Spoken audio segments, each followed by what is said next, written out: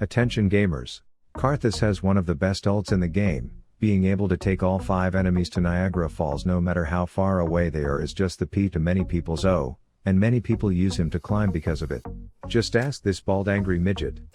But because it's such a dank ability, Riot pretends they know how to balance their game by making its cooldown longer than a blue whale's dick, and considering the current Karthus build isn't well staffed in the ability haste department, it's tough to get one of these bad boys out more than once every 3 minutes.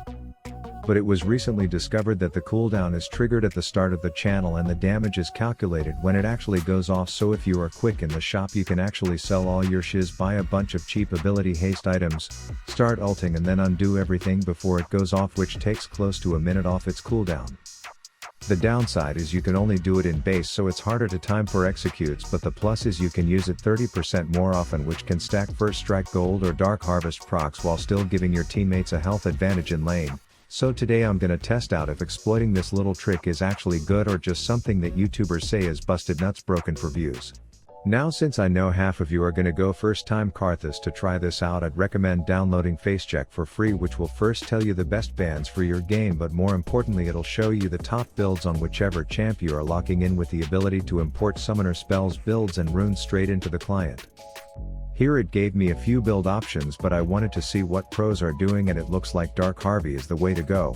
In loading screen you can see a bunch of tips on a champ which may seem obvious, but some of them are hidden gems for us first timers, like how Karthus Q can grant vision in a bush. Once in game it gives a full scouting report where you can see that it predicted that everyone on my team would be a sad shitter except for Swain, and it wasn't wrong. Me and the grumpy grandpa had such a field day down bot that we stomped that little goth ball so hard he AFK'd, but it also said that their team's Belveth was unkillable, and reminder that my team didn't exactly have gleaming resumes, so this is how it turned out. After games with FaceCheck it gives you a post-game report and tips on how you can improve your own gameplay so that one day you can carry situations that look like this. So use my link below to get all this completely for free, and let's get into my next attempt.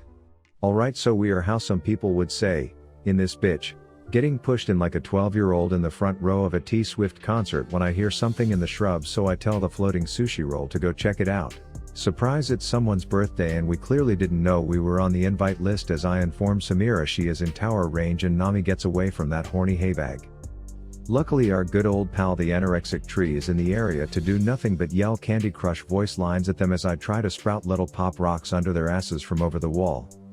Eventually my obsession with trying to get this blonde's phone number ends up landing Frankie the Fern back in Fountain, and this entire sloppy Joe sandwich of a teamfight is looking bleak until Nami carbonates 2 of them, and with the help of this laser shooting Mona Lisa I end up getting a dank double. But don't worry, I didn't forget about Jack Sparrow's side whore, and I knew she would be glowing, plus a wild wind shitter appeared, so I wanted to show him a good time as well by being an accomplice in his murder right after.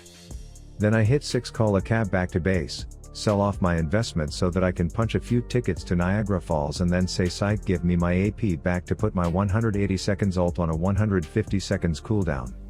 Straight back to lane where I just wanna farm, but the supports are all like, I'll show you mine if you show me yours, and I can't tell if Samira is into chicks or fish or what, but she got overly excited as Nami launches the easiest tidal wave in the world to dodge that Lux still tries to surf like she's vacationing, but I'm focused on keeping Peggy the pirate exhausted and finding the right way to put her in a box. Then I deep throat a bind like I have a fetish for it, but order this Lux a damn San Pellegrino because she clearly couldn't get enough bubbles, so we kill her off and then definitely survive that Fiddlesticks ult right after.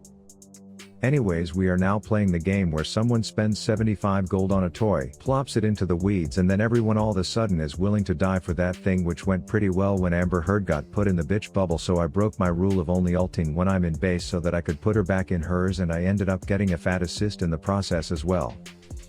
Then Nami wants to keep making them say Nani, which is cool and all until everyone decided they weren't cool with me participating, so long story short I'm left lower than Enron's stock price, but I space like I'm a wide bar on a keyboard until everyone else eventually simmers down. So then I back buy a few codexes and fire one off for the homies, which doesn't do much except for putting their Lux low and contemplating leaving lane, but we get back in time to force her to stay and suck straight copium out of her stone statue's shithole until one last pop rock leaves her roasting like a chestnut on an open fire. But it was at this point when I remembered this was a team game. And by team game I meant there would inevitably be some chick who's been dancing with coat hangers since before she was born up top, just ATM spitting out cash to their top laner, which made my first interaction with one that I'm not exactly fond of, but at least I was able to be a post-death pain in the ass against the pirate. And it's worth noting the dumb blonde ate one too many ground roofies before I left as well, so she joined me in black and white right after. But it didn't make up for the fact that Aatrox was so fed I was almost certain type 2 diabetes would be in his future, but the chance of that killing him now was slim, so we had to resort to 3 of us and an exhaust to do it instead. Then it was time to do some base ulting. The first one bringing a fat goose egg to the apes on my team, but the second one landed me a Dark Harvey stack, but I fucked up and didn't undo in time. That said, it did enough damage so that when the crying insubordinate babies that Riot told me I have to refer to as my teammates got caught right after, everyone was low enough health for me to come and clean up and have all the kills stolen by a Fern who is too pussy to even kill a jungle camp.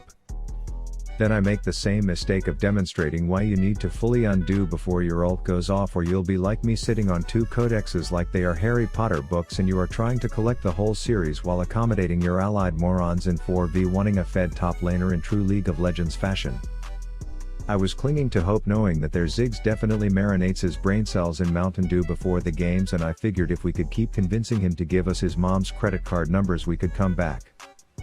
But unfortunately, the byproduct of your top laner having literal dicks for brains and an unquenching thirst to be a feeding shit stain is enough to make any match in the current state of this game completely unplayable, so Lanky Lucifer continued to inform me that a top diff was present and I was met with the all too familiar defeat screen.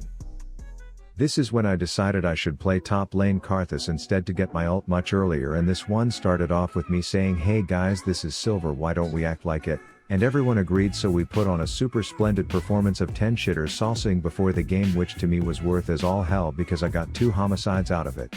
That said, I was laning against a Viego, which was about as fun as shoving a splintered dildo up my urethra, but thankfully what this man was given in a broken champs kit he more than made up for in missing chromosomes, so Tower 1 Viego 0 on that one. I then did the CDR spam and ult trick in base, which I figured would be enough to give my bot the ability to win a fight.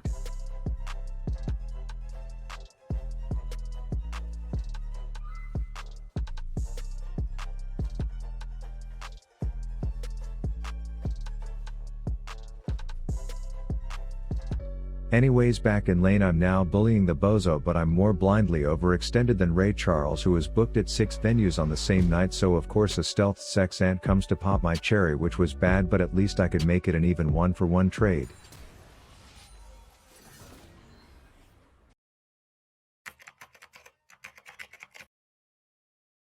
Anyways, I decide to execute on what I learned from Cookie's coaching by harassing a little girl, and with the help of Bake Me a Cake Pantheon, it was a great success.